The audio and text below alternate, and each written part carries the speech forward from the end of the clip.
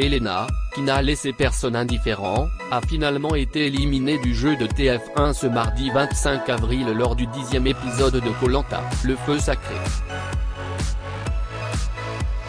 Très déçue, la kiné belge se livre à cœur ouvert pour Télé Loisirs. Alors que la sportive Elena, 27 ans, s'était attiré les foudres de ses coéquipiers à cause de son caractère affirmé dès le premier épisode de Koh-Lanta, le feu sacré, elle aura réussi à rester dans le jeu jusqu'au deuxième conseil de la réunification, diffusé ce mardi 25 avril sur TF1. Une élimination survenue bien trop tôt pour cette compétitrice qui se voyait déjà en finale, faisant fi des stratégies qui auront eu raison d'elle. Elle a répondu à nos questions et tente d'expliquer pourquoi son flambeau a été éteint par Denis Brognard. Elena, Koh-Lanta, c'est Alexandre qui a monté la tête aux filles Télé Loisirs, vous aviez déjà postulé à Koh-Lanta il y a 5 ans. Qu'est-ce qui a fait la différence pour que vous soyez prise cette fois? Elena, depuis, j'ai monté mon entreprise avec mon frère. J'avais toujours en tête de participer. C'était le bon moment. J'ai mis tout ce qui était possible dans ma candidature. Peut-être avec plus de maturité parce que j'avais 22 ans la première fois. Et ça a payé. L'expérience de vie a aussi dû intéresser davantage les casteurs. Vous agaciez vos coéquipiers au début d'aventure. Vous avez même failli sortir dès le deuxième conseil à la place de main. En aviez-vous conscience? J'ai été mise au courant par les garçons que toutes les filles étaient contre moi. C'est Alexandre qui a monté la tête aux filles.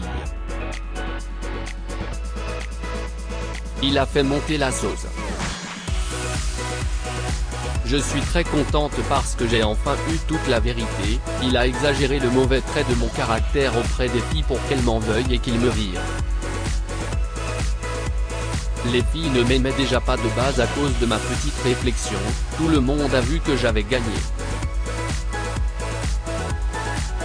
Elles me l'avaient caché.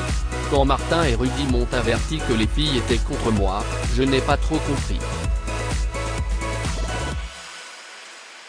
Je me suis dit, encore de la jalousie entre filles. J'ai eu immédiatement des conversations avec chacune d'elles.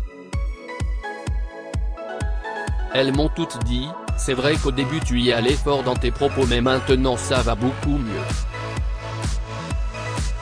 Une fois que j'ai su ce qu'on me reprochait, j'ai pu m'améliorer. C'est plus compliqué quand tout est fait dans le dos. Vous avez donc su vous intégrer dans l'équipe? Tout le monde était contre moi au début et après j'ai su montrer ma vraie personnalité, on ne peut pas la cerner sur 3 phrases.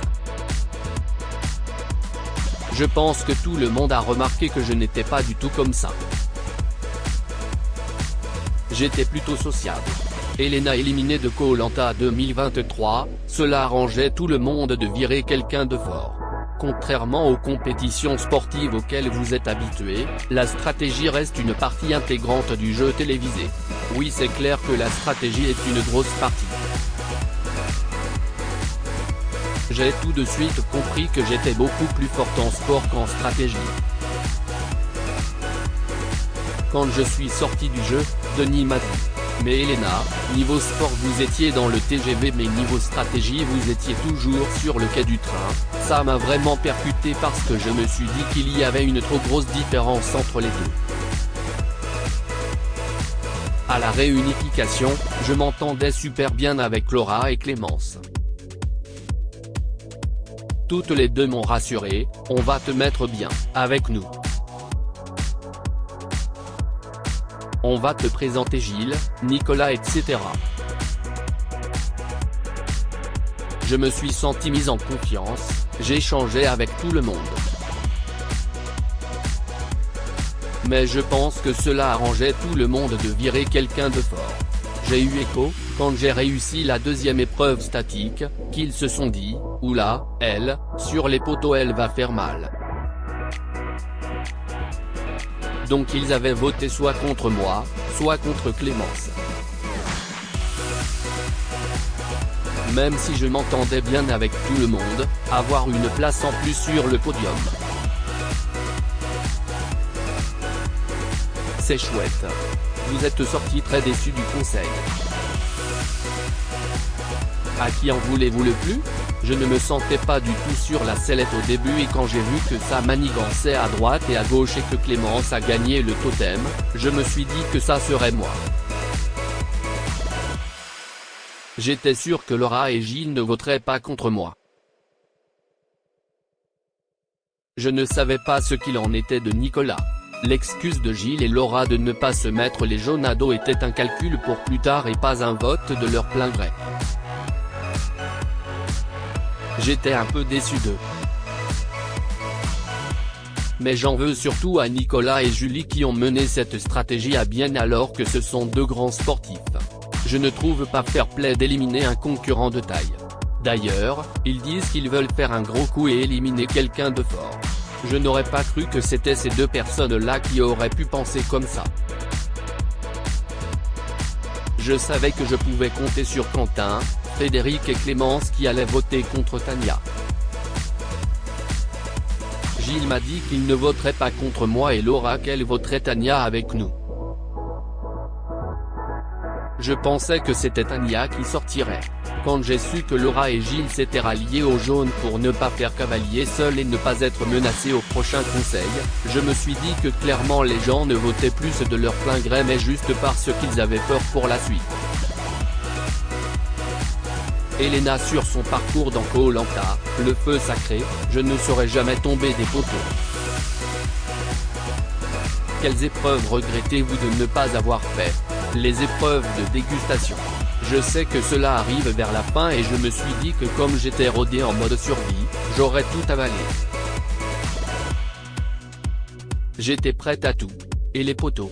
Jamais je ne serais tombé. Je suis tellement droite et statique. C'est horrible de ne pas avoir eu l'opportunité de le faire mais ce n'est pas moi qui suis sorti parce que j'ai perdu sur une épreuve mais parce que tout le monde l'a décidé. Vous aviez peur d'attraper des caries. Avez-vous fait un bilan de santé au retour? Je suis allé chez le médecin et le dentiste, tout va bien, mon corps s'est bien remis et j'en suis très contente.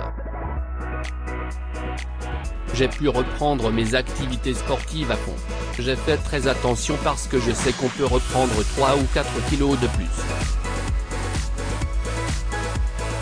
Le médecin m'avait averti et moi j'avais dit non. Et finalement je n'ai pas repris 1 kilo de plus que mon poids de base. Vous avez déjà participé à Ninja Warrior en 2021. Pourriez-vous le refaire? Si refaire Ninja Warrior m'interdit de refaire Koh-Lanta je ne le referai pas. Mais si c'est comme Claude qui a fait Ninja Warrior avant de repartir à Koh-Lanta, il n'y a aucun souci. Je serai toujours partante pour un défi sportif. Et revoir Denis, c'est toujours agréable. La diffusion de l'émission a-t-elle eu des répercussions sur votre travail? Dans ma région, je suis déjà connu à la base. Mon centre est bien fréquenté, bien rempli. Mais quand on voit Elena de Koh-Lanta, il y a toujours des petits curieux qui viennent parce qu'ils sont fans de l'émission donc je pense que ça a donné un petit coup de pouce. La visibilité aide toujours pour le business. À lire aussi Julie de Bever, Koh-Lanta, revient sur l'élimination d'Anne-Sophie, j'avais le sentiment qu'elle m'avait mené en bateau.